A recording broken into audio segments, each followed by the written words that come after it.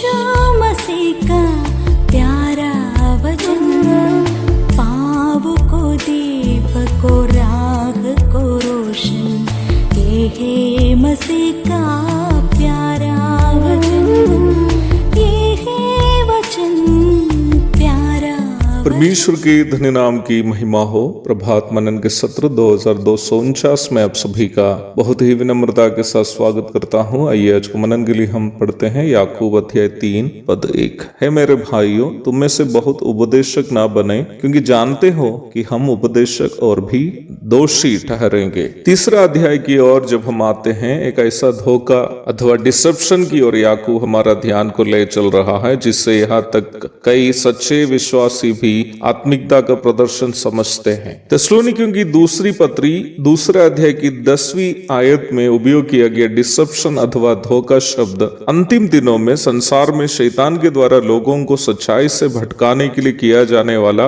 एक विशेष प्रकार के शैतानी कार्य को दर्शाता है, जिसके द्वारा लोग सच्चाई को झूठ और झूठ को सच्चाई समझकर सच्चाई से भटक जा सके। Deception is a demonic activity in an aim to divert people from the truth so that they may believe the falsehood as truth and truth as falsehood। थिस्सलुनीकियों को भेजी गई दूसरी पत्री में लेखक पौलुस ये स्पष्ट करता है कि निम्न प्रकार के धोखा अथवा डिसेप्शन महासंकट काल में संपूर्ण संसार पर प्रभावित होगा। मसीह विरोधी अथवा एंटी क्राइस्ट निम्न शैतानी धोखे का देह रूप होगा। पर वह आगे इस प्रकार कहता है कि निम्न शैतानी धोखा वर्तमान में यद्यपि देह रूप में प्रकट नहीं हुआ हो, तो भी उसका प्रभाव इम्पैक्ट वर्तमान संसार में भी कार्यरत है। निम्न प्रकार के शैतानी धोखा अथवा डिसेप्शन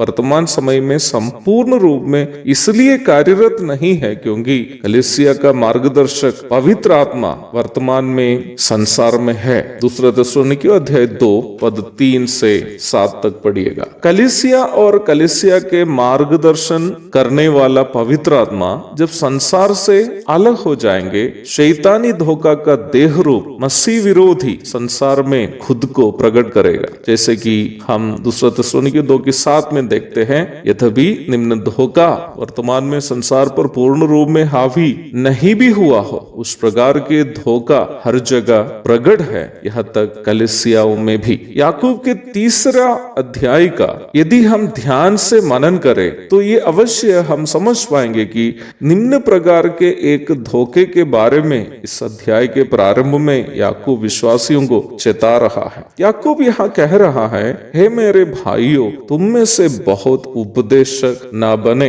अरे, दूसरों को उपदेश देना अच्छी बात है ना? फिर यहाँ याकूब क्यों बोल रहा है कि तुम में से बहुत उपदेशक नहीं बनो? वर्तमान मसीही जगत सामना करने वाला एक बहुत ही भयानक डिसेप्शन अथवा धोखे की ओर याकूब यहाँ हमारे ध्यान को ले जा रहा है। हम एक ऐसा जमाने में जीवन बिता रहे हैं जिसमें ज्यादातर मसीही विश्वासी ये सोचते हैं कि जो व्यक्ति में वचन सिखाने का या प्रचार करने की क्षमता है वह एक आत्मिक व्यक्ति है।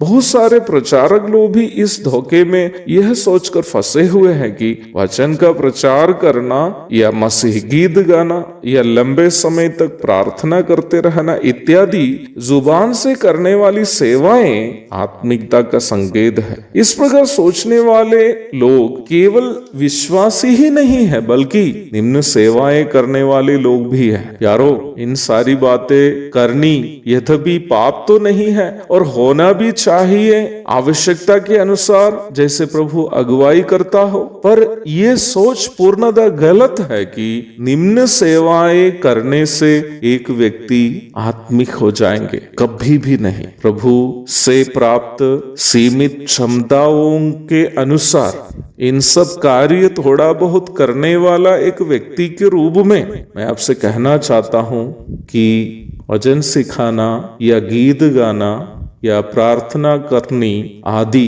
किसी भी व्यक्ति में वो आत्मिक होने का संकेत नहीं है।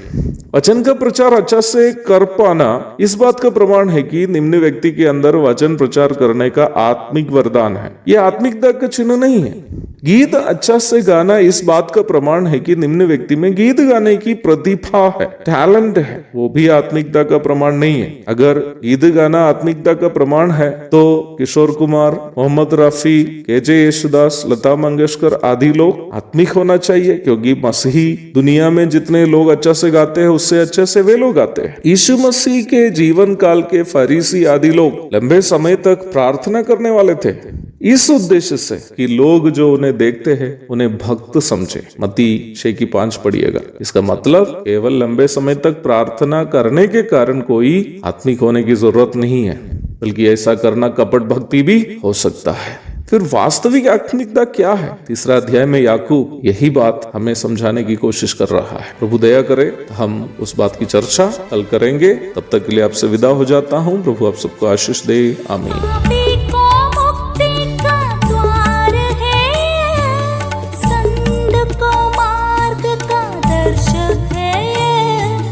विश्वास जो करते हैं उसके लिए आनंद